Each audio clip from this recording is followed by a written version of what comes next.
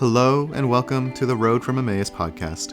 I'm Jason Lowe, joined by Andrew Chow, and we are two totally ordinary Catholic guys hoping to share our journeys. Like the disciples on the road to Emmaus, we've each encountered Christ in our lives. Join us as we talk about what comes next.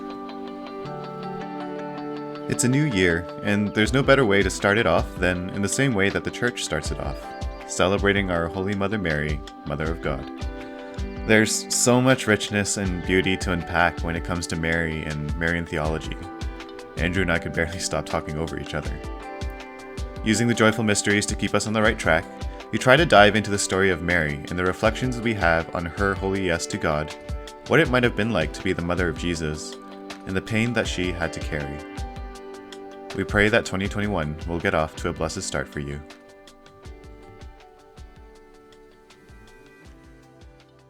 So, I don't know about you, Andrew, but I am not a person who really celebrates the crossing over of a new year. Do you do anything to ring in the new year? No, not really. So my dad loves to grill me. Like, Andrew, what are your New Year's resolutions? What's your 5-year plan? True. What's your 10-year plan? And I don't think any one of those things has ever come true. But no, not. You don't do any countdowns or parties or anything? Oh, well, okay, no, I'll go to the fireworks in Vancouver they have every year. Last year, Cherry and I went to the rooftop with a glass of wine for the new year, and that was nice because we can see the CN Tower. Yeah, I've been there. Your skyline view is pretty nice. Yeah. So I do. I do like to ring in the new year with friends and family. Yeah. I barely even quote unquote believe in the new year. So it's kind of like I just feel like January 1st is, and maybe this is a hot take. It probably is a hot take. Because I mean, I'm sure people aren't surprised that me, if they know me as a person, I don't really celebrate things too much anyway in general. And I'm not too much of a hype kind of person. But even the whole January 1st thing, I actually don't. I don't know. It's kind of arbitrary. Why can't the new year just be April 6th or something? It's also a new year every April 6th. It's 365 days. And I don't know, why does it have to be January 1st? And this is it. We're not having any more episodes after this. It's just an excuse to celebrate, man. Yeah, I think that's what it is. Yeah, but anyways, whatever. There is some history behind it. Apparently, Pope Gregory the 13th, I think, was the one. Well, the Roman emperor before him, I think it was probably Caesar, one of the I don't know. They had established a calendar, and from then on it was January 1st. And January is related to this god named Janus, Janus, who looks forward and looks backward. So it's kind of they marked that January 1st date as a date that looks forward and looks backward kind of thing.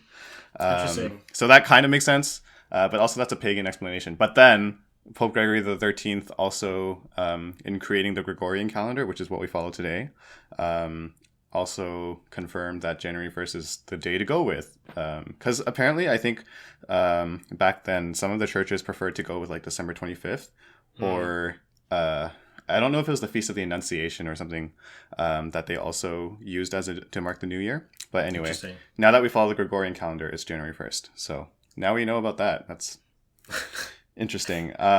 What I do place importance on for January 1st, though, is the feast day of Mary, Mother of God, which is what we want to talk about today. I think, in general, it would be accurate to say that we, as a Catholic faithful, don't pay enough attention to our Holy Mother. I think we scour through all the Catholic podcasts, and there are always going to be quite a few episodes on things like Mary, but I think there's so much richness to dive into there that we don't explore, I guess, Marian theology often enough. So I'm really excited about that today. Yeah. Before we go any further, Happy New Year to everyone, to all of our listeners, and to you. Hope you guys have a great 2021. Even though Jason doesn't hope that for you, I do. I hope you all have a great 2021 with all your friends and families, and lots of blessings and all the rest of it. But yeah, with Marian theology, I mean, I'm definitely guilty of it, where I don't spend enough time thinking about and diving into our Holy Mother, and understanding, her place in the economy of salvation, and stuff like that. But it's something that I'm working on, with mixed levels of success, but it's something that I'm working on because, yeah, I mean, we'll get into it, but there's lots of different reasons why, as humans, like Mary is a really, really great person to focus in on and to mirror, as we kind of pursue sanctity, right? She is pretty much the perfect person to model ourselves after, right? In terms of trying to become saints and trying to reach heaven. Perfect model there. I guess something that I've mentioned before is I've been praying the rosary every day now for the past few months, I guess. And I'm not going to lie, like, it hasn't given me this great revelation into who Mary is or anything. But it has, I do feel like, on some days that it has kind of almost like put me more in touch with her, right? Like constantly praying, Hail Mary, full of grace, right? The Lord is with thee. And understanding the stories and the theology behind that prayer itself, a bit of which we'll dive into today, I think has been really good for my own understanding of Mary, and Marian theology. So on the topic of the rosary, I think obviously, if you're familiar with the rosary, there's the glorious mysteries, the luminous mysteries, the sorrowful mysteries, all of which are to help meditate and I guess focus your prayer on these various mysteries that kind of tell the stories of the church almost. But I think something that is really good to follow along with for understanding Mary's story, and Mary's mysteries specifically, are the joyful mysteries. So today, Andrew and I are going to try and kind of walk through a few of the joyful mysteries. If we have time, we'll do all of them, but we'll do a few for sure. And I think we'll kind of just reflect on each of those and share a bit about those. So the first joyful mystery is the Annunciation. And this is the whole story of Mary's fiat, right? Mary's holy yes, and getting the message from the angel Gabriel that she was going to be the bearer of this child, right? The bearer of this person who was going to save all of humanity. And if you don't mind, I'm going to read a short passage. This is from the Gospel of the Solemnity of the Immaculate Conception. So this was like 3 weeks ago. And it was also the Gospel for the fourth Sunday of Advent. So it's Luke chapter 1, verses somewhere between 26 to 38. I took some of the verses out, so I don't know exactly, but it's between 26 to 38. The angel Gabriel was sent by God to a town in Galilee called Nazareth, to a virgin engaged to a man whose name was Joseph of the house of David. The virgin's name was Mary. And he came to her and said, Hail, full of grace, the Lord is with you. But she was much perplexed by his words and pondered what sort of greeting this might be. The angel said to her, Do not be afraid, Mary, for you have found favor with God. Then Mary said, Here am I, the servant of the Lord. Let it be done to me according to your word. Then the angel departed from her. So let's start with that last bit first, what we call the fiat. When Mary said, Here am I, the servant of the Lord, let it be done to me according to your word. This is Mary saying yes to God asking her to be his mother, essentially. And you had a reflection or a sharing recently that was related to this. Yeah, so I was reflecting on Mary, I guess, and her relationship with original sin. So a few episodes ago, we had talked about original sin and talked about how at the end of the day, original sin really isn't this idea that like Adam and Eve n number of years ago just ruined it for the rest of us and had this one sin that caused a whole cascading effect on the rest of humanity.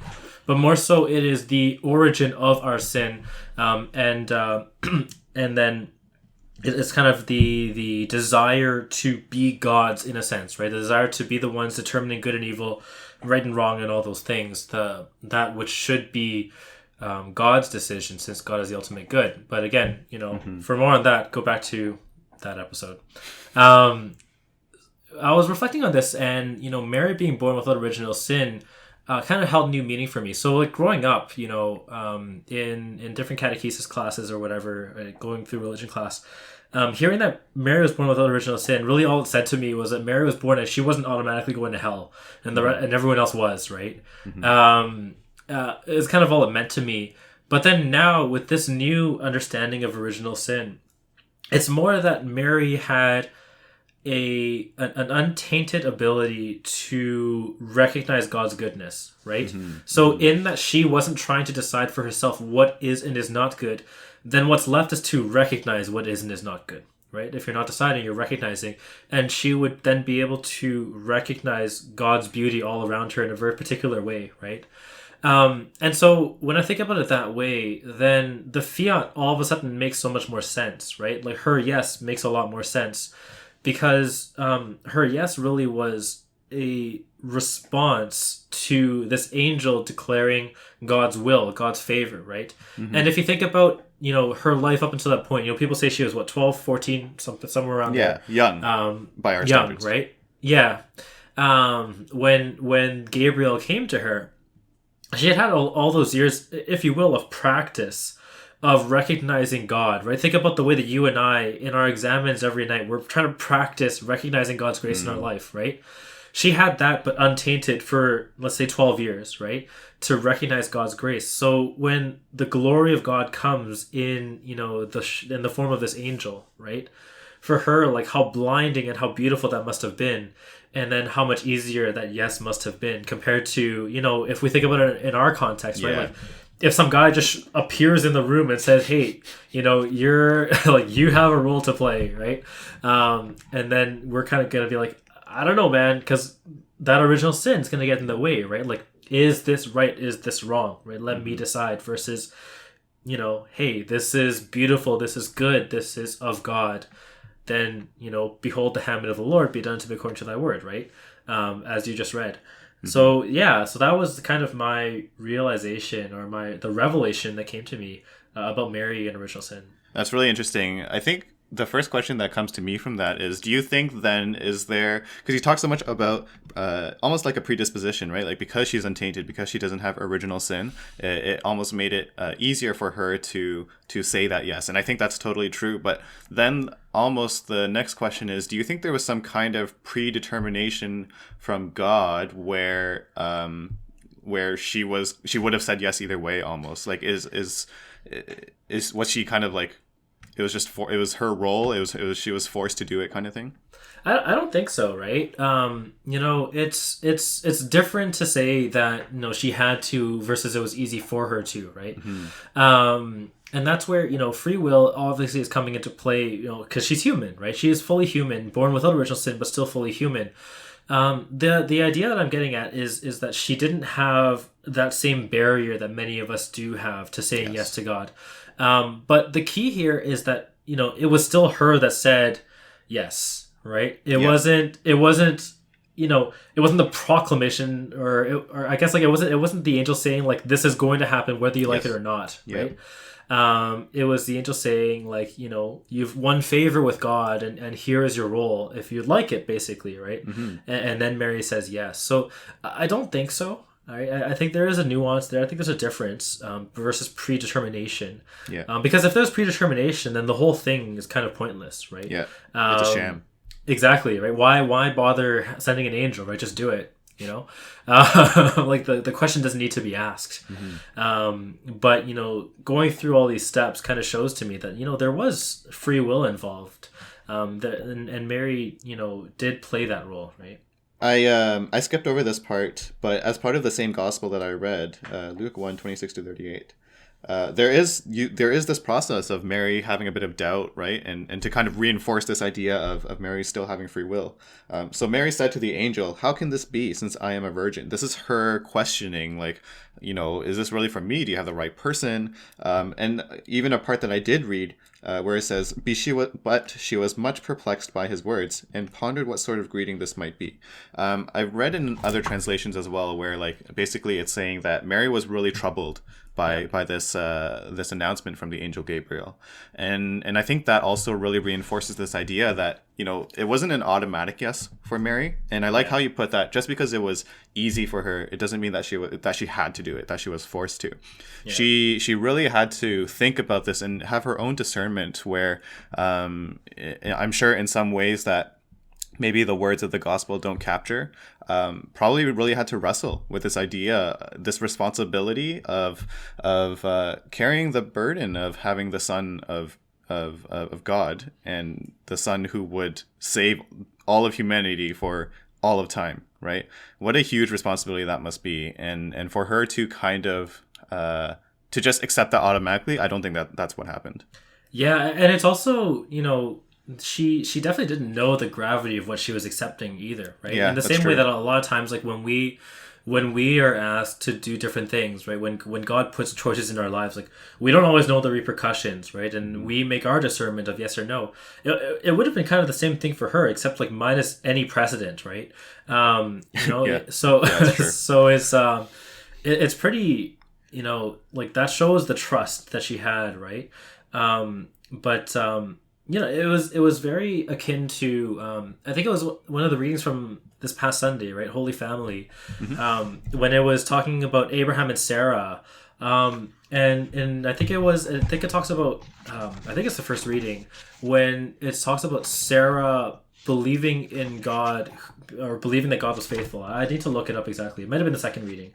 Might have been Paul saying it's the first reading. It's the first reading. Yeah, it's one of. So there were a lot of alternate readings. So I didn't get this one, but it was the first reading, I believe. Okay. Yeah. But yeah, so it's talking about, you know, Abraham and Sarah, and then going through, like, you know, not being able to bear children, and then eventually, you know, having children. But it talks about Sarah having faith in him who was faithful, right? And it is kind of the same story with Mary, right? Where you know, she trusts in God's providence, she trusts in God's plan, right? And again, you know, like you said, we don't know how long this took, right? It's just 2 lines in the gospel, but maybe this took a day or 2, right? Like, who knows? But either way, you know, like, she had to take a leap there, which can't have been easy, regardless of, you know, her relationship with original sin. She's still human, right? I also like what you said about how, like, she more or less didn't have much precedent. Like, obviously there was precedent of people showing faith in God in the Old Testament, but I know even for me, like, a lot of the times when I'm discerning through something and it requires a bit of a leap of faith, I typically say a prayer to Mary, and I'm just like, hey, help me to have some kind of a yes in the same way that you had a yes, and Mary is very much my precedent for that, right? Yeah. And I think a lot of that is also due to you talked about the Old Testament and Adam and Eve. I think Mary's redemption is something that we don't focus on enough, where again, bringing in the whole discussion of free will, let's not forget that Adam and Eve were created as perfect beings as well, right? They didn't have original sin. So in the same way that Mary didn't have original sin, that she is untainted, so too were Adam and Eve. And yet we know that their actions in choosing to turn away from God were what brought about original sin. And so they also had free will. It would have been easy for them to continue on with their path of perfection and you know, inherent saintliness, whatever. Yeah. Yes. Continue on with that path, but they still had that choice in the same way that Mary had a choice to turn away from God, except Mary chose the right thing, right? And through that, she brought about the salvation of humanity.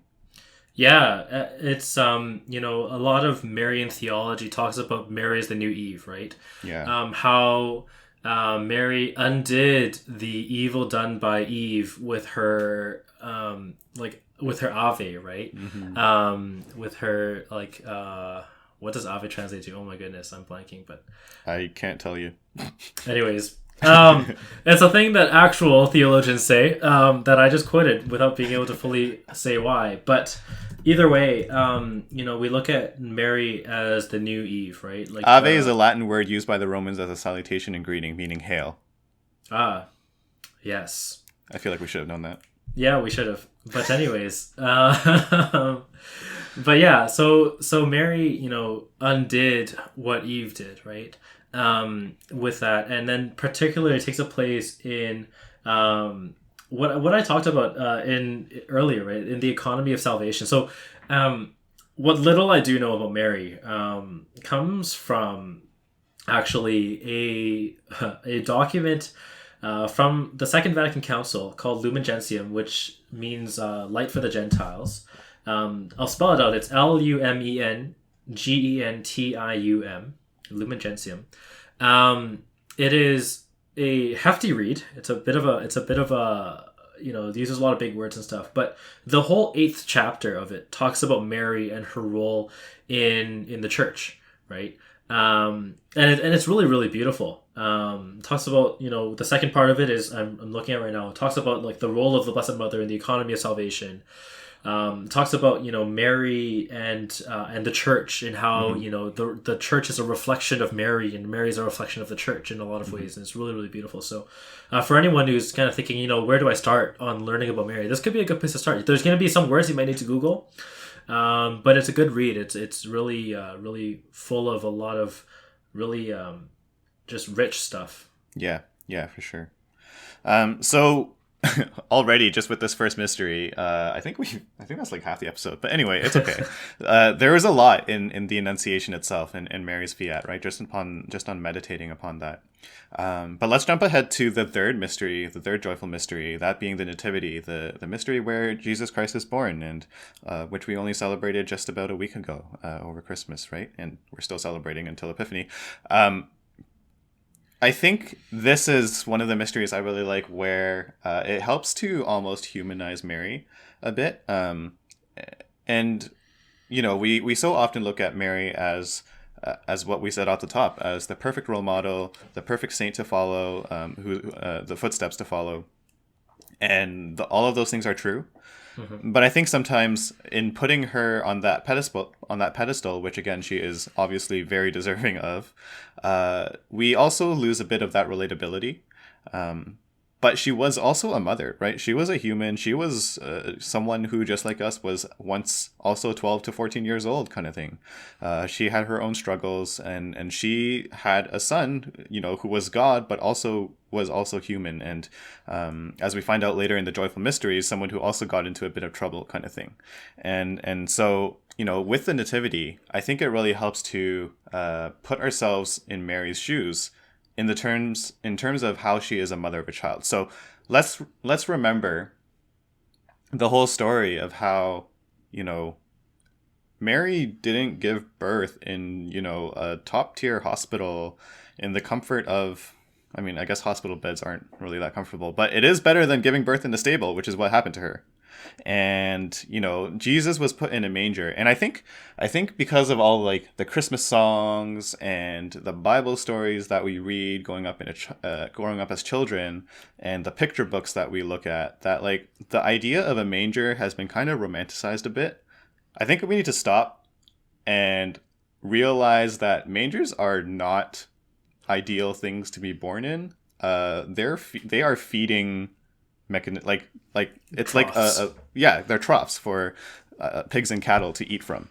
Yeah. So like, I don't know, you're engaged. I don't think as a future father or Cherry as a future mother would like these kinds of circumstances to give birth to your first child in.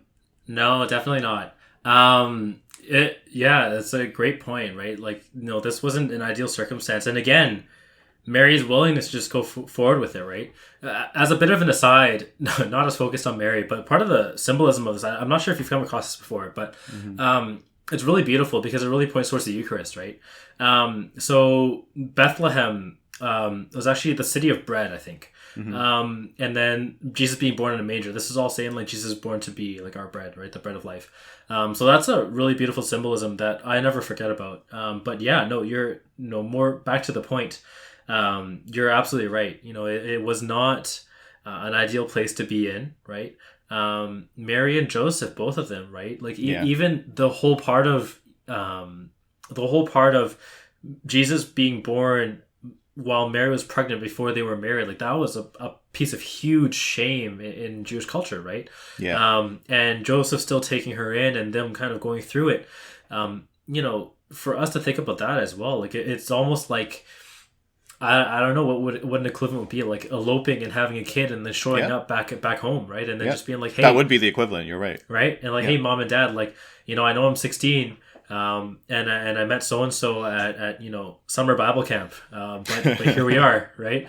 And here's this kid, right? Like that's kind of what happened, right? And they had to deal with the shame of that. They had to deal with their fair share of society and of life, right? Yeah, and this past Sunday we celebrated the Holy Family as well, right? The Feast of the Holy Mm-hmm. Family. And so, yeah, as a bit of an aside, I know this episode is focused on Mary, but you're right to bring in the Holy Family, and you're right to bring in Saint Joseph as well, because he had to deal with it says in the gospel in the gospel passage that he would have dismissed her quietly initially, and that already shows that how righteous of a man that Joseph was.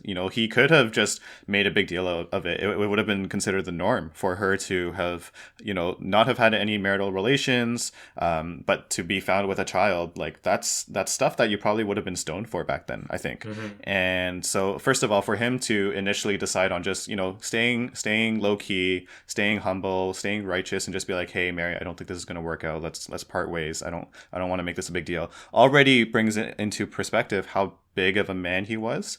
But then obviously for him to have the revelation from the angel to be like, this isn't just any child that Mary is bearing, and this is your part to play if you so choose to take it. And there's another kind of fiat as well. Mm-hmm. I think that really is important to take into a bigger perspective of the interactions of the Holy Family and what both Joseph and Mary had to undergo. Not the easiest of circumstances, to say the least, No. to have this child. So let's move on to the fourth joyful mystery, which is the presentation of Jesus at the temple. This is something that I find really beautiful, and within this particular mystery, within this particular scene and story, we encounter the prophecy of Simeon. And Simeon is basically this guy who basically he was told, you're not allowed to die until you see Jesus, or like the savior of mankind, essentially. Yeah. And so, we finally see in the third mystery that Jesus is born. Rejoice, rejoice. And so Mary and Joseph, according to, I guess, the Jewish customs, they bring Jesus to the temple and they present him at the temple. And this is where Simeon gets to meet the savior of mankind. And I think in Compline, so night prayer, if you pray the divine office, you always recite this prayer. I don't know if it's. I think. Yeah, it's a canticle. I was looking for the word. Thank you. From Simeon, and I just think it's such a beautiful thing. Yeah. No, absolutely. And it's really beautiful in a lot of ways, right? Because it recognizes that, again, Mary with all of this is following through wholeheartedly, right? Like, she's following the customs, she's following Jewish tradition, she's going to be a good mother to him, right? It's not just, I'm bearing the savior of the world, and so I am of this new status, right? Mm-hmm. It is, I'm doing this, and humbly I'm going to continue to raise him as if any other child, in a lot of ways, right? And I think there's a lot of beauty there because, when we, I think, have any sort of grace that comes into our lives, it's really easy for us, again, to really jump on it and ride the glory, right? But Mary's giving us this example here and just kind of, continuing on a regular life as a mother, right? Thanks for bringing that point up, because I forgot to mention earlier. I think one of the things, going back to the third joyful mystery of the Nativity, is we really need to, again, recognize Joseph and Mary's part and what they had to go through in terms of just having their child in a stable. Not something any of us would settle for, I think. Is this whole idea of humility, right? Do we bring Christ into the world with humility? Obviously not physically like Mary did, but when we are trying to bring Christ into our lives, right? Like we make that part of our prayer so often. Are we constantly doing so with humility, or are we like the Pharisees on in the Gospels at the corner of the road, like trying to make themselves known that they are religious and holy and that sort of thing? So I'm glad you brought that point up as well in terms of just touching on humility. I want to quickly read a short bit from what Simeon said in his canticle. He said to Mary, so Simeon blessed them and said to Mary, his mother, "Look, he, being Jesus, he is destined for the fall and for the rise of many in Israel, destined to be a sign that is opposed. And a sword will pierce your soul too, so that the secret thoughts of many may be laid bare." So we know, obviously, the story of salvation of Jesus, having to die at the hands of the Israelites, and then he would defeat death through the resurrection.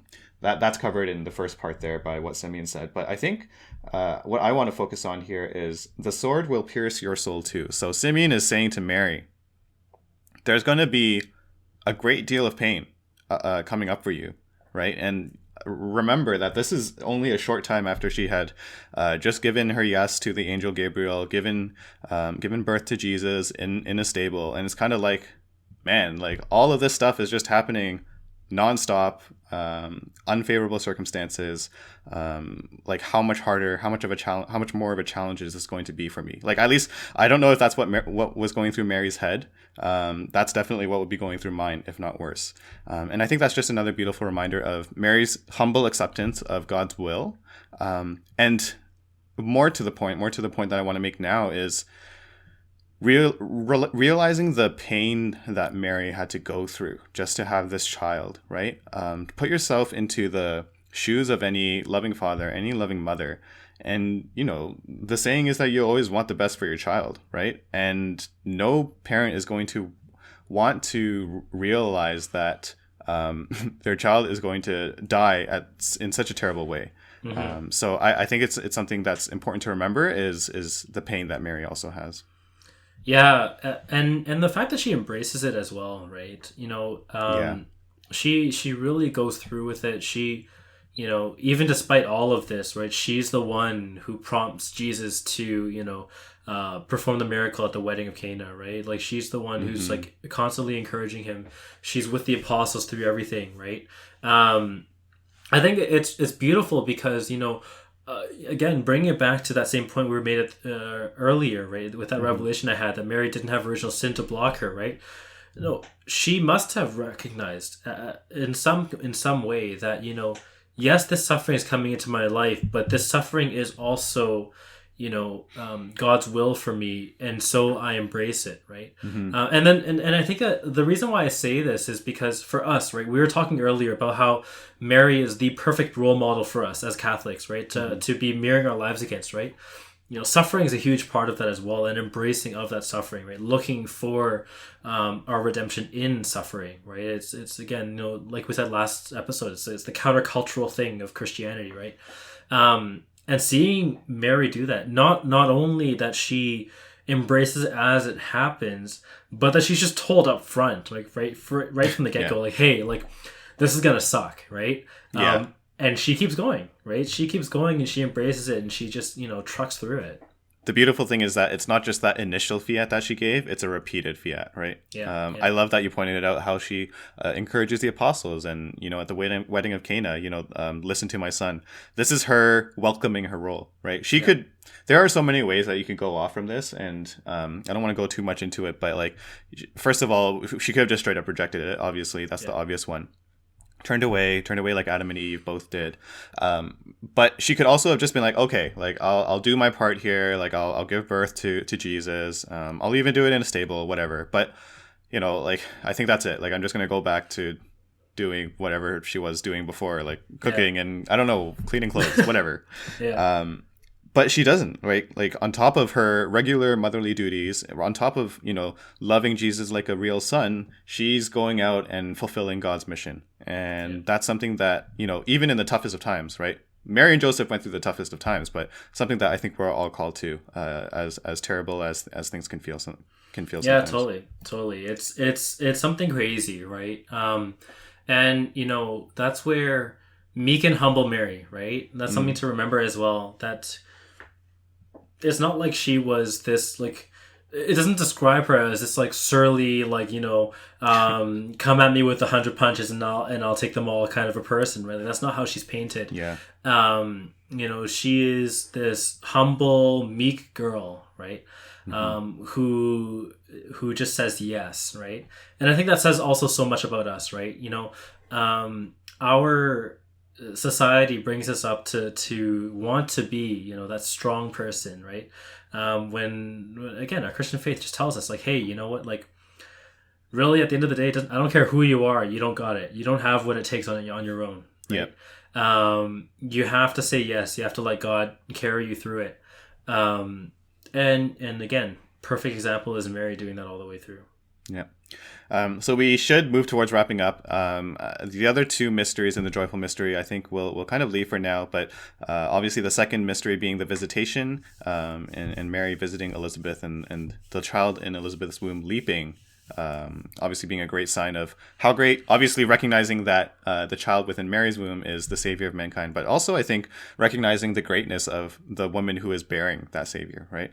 And then the fifth, the joyful mystery being finding the lost child Jesus at the temple. I did want to dive into that a bit. We probably don't have the time for that, but I really like that one because it really kind of shows those interactions of the Holy Family, right? Jesus kind of goes off on his own, and Mary and Joseph are like frantically looking for him and being like, when they find him, they're like, "Hey, you really, really worried us. Like, you can't do that." As parents rebuking him as a child, and obviously, we all know Jesus' response of like, "Hey, I'm just preaching in my Father's temple," and that's kind of a sign of things to come, which is totally right. But we see some of those interactions of the family being a family, right? Not just this thing that we put them on a pedestal for. So that's great. Yeah. The only thing I will say, I know we're trying to move on, is that this is a really great passage to reflect on whenever you're having trouble with obedience with your family. Yeah. Because this passage actually ends with, depending on your translation, with Jesus basically just shutting up and living under the authority of Mary and Joseph, right? So, if you're ever having a tough time obeying your parents, like Jesus was God. Yeah, God himself. and he did it, all right? So it's a really good one to reflect on when you're having a tough time with your parents. Yeah. Okay. And I think just in terms of prayer and things that we can, more practically do, there are so many Marian devotions, right? Like we talked about praying the rosary, if not every day, maybe once a week, if not once a week, maybe every month. It really does help to help you meditate on Mary a bit more and receive the graces that she has promised, right? By praying the rosary. Do you want to talk about this True Devotion to Mary by Saint Louis de Montfort? I could. I haven't done it, but or haven't read it, but there are these consecrations to Mary that exist. A couple of them, one that a lot of people know about is the 33 Days to Morning Glory, which I can't remember who wrote it. Father Michael Gately, I think. And it's a great kind of 33 days do-it-yourself retreat type of a deal. Yay! Which goes through 4 different saints and their relationship to Mary. I think it goes through St. Louis de Montfort, goes through St. Maximilian Kolbe, goes through St. John Paul II, and the 4th, I want to say, is St. Mother Teresa, but I can't really remember. I haven't take your word finished for it. I've done it once, but it was several years ago. So I've started it a couple times and haven't finished. But anyways, it is good. It is good. It's a great devotional. Another one is True Devotion to Mary, which is by St. Louis de Montfort. And these are just really great ways for us to dive into the spirituality of Mary, right? Like I said, they're a little bit varying in their levels. I think, for example, 33 Days to Morning Glory might be a little bit more accessible if you deem that you yourself are maybe a little bit more at the beginner stage of your spiritual journey. If you might be a little bit more kind of developed, let's say you're in intermediate, let's say, then, maybe True Devotion might be a good one to go to, right? It kind of depends in terms of the way they approach the theology and the way that they talk about things. But that's my understanding of those. But yeah, just really good ways to consecrate yourself to Mary, and really good ways to dive into Marian theology. Yeah, and it's a beautiful way to do it on a day-to-day basis too, right? These are, I can only speak for the 33 days consecration, but it's a really short, 10 to 15 minute prayer and reflection. So it's very little of your time on a day-to-day basis. So Yep. And then the last thing I want to point out is Mary's Way of the Cross. So obviously, during Lent, there's something called the Stations of the Cross that you can pray with typically every Friday, where you follow along Jesus's journey of carrying the cross, or really his the agony. I think it starts with. I might be wrong. Yeah, so the agony, and then all the way to his actual crucifixion. You follow along on that journey and pray with it. But another thing for Marian devotion is called Mary's Way of the Cross. Sorry, stumbling there. But basically it follows along with Mary's perspective of watching her son have to go through all of this pain and agony and sorrow, and what goes on within her own heart, right, and her own meditations. And I think it's a really great way to tease out what we talked about in terms of the sword that pierces Mary's heart. I think Mary's Way of the Cross is a wonderful way to kind of put yourself in Mary's shoes, which is a bit of what we've been trying to do this episode. Yeah. So yeah, I know this was a bit of a longer episode, but I think what I would say is that it's the topic itself is well deserving of a longer episode, because typically when Andrew and I kind of prep for our podcasts, like first of all, we don't even do that much prep in the first place. We're very disorganized that way. But it was really easy for us to like quickly throw stuff together for this particular one, because like we said off the top, there's so much richness here in terms of diving into Mary. We could have done a podcast on probably each of these mysteries, to be honest. And even beyond the joyful mysteries, there's so much about Mary that, again, we probably don't talk about enough. So we would encourage you to dive into it as well. And at the very least, just say a few Hail Marys, right? Like, ask for Mary's holy intercession, because if there's one person that will listen to her, it will be God, her son. So yeah, a final thought just on the intercessory prayers from Mary. Essentially, like Mary is kind of the only person who we see written in the Bible with like an intercessory prayer that's immediately answered by God. Just to really paint that picture and drive it home that like Mary's intercessions are powerful. And that's actually the wedding of Cana, right? Yeah. Where the bride and the groom and their families, right? Like, or it's really the groom and their family. They're like panicking. They're like, oh my goodness, like we ran out of wine. What are we going to do? Right? So you can see that as a prayer, right? Mary, what do we do?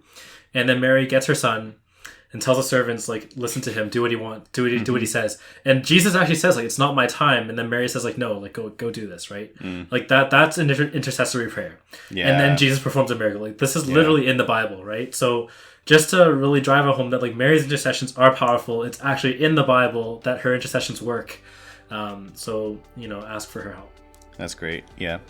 So, new year, 2021, Happy New Year, I guess. But perfect way to start off the new year in the same way that the church starts off the new year with January 1st, Mary, Mother of God. That's what we wanted to start off our podcast year with as well. On the topic of our podcast, we do have a bit of an announcement, not this time, but I think maybe our next episode, and if not, the one after, we do have something exciting to announce, so stay tuned for that. But until then, hope you guys get off to a rocking start, and hope you guys have a really good January, if not 2021. Happy New Year, everyone.